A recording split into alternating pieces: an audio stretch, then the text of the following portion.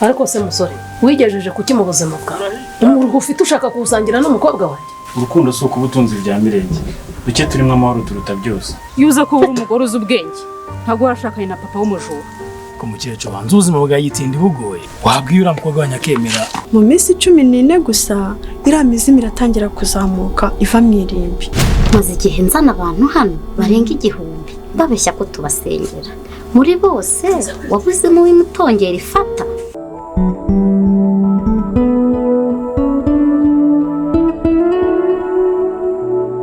papa ihene bandujyanye hehe ngo ihene bandujyanye ngiye kuvuza induru baza bagufata ngo uvuze induru ndavuza induru baza uvuze induru se ukeka ko kubungana gutyo bikujije ibyo uryo uzaho biva rega mu rugo barashaka nshakana na musore ufite amafaranga kandi mu by'ukuri wa musore simukunda urabizi ko nikundira Cyusa igihe n'iki ngiki isaha yageze tugomba kugira ikintu dukora kugira ngo twirengere bari abantu bose bagomba gupfa ibyo gupfa ntabwo twabivuganye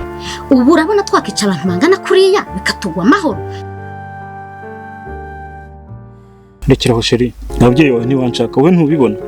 nandiza ubukene bwanjye watubabariye uko afata uriya musore ufite amafaranga ariko mwana wakwemera uriya musore ufite amafaranga wambabariye ko nakubyaye koko tubire hano tubire hano toka underekeze kugumana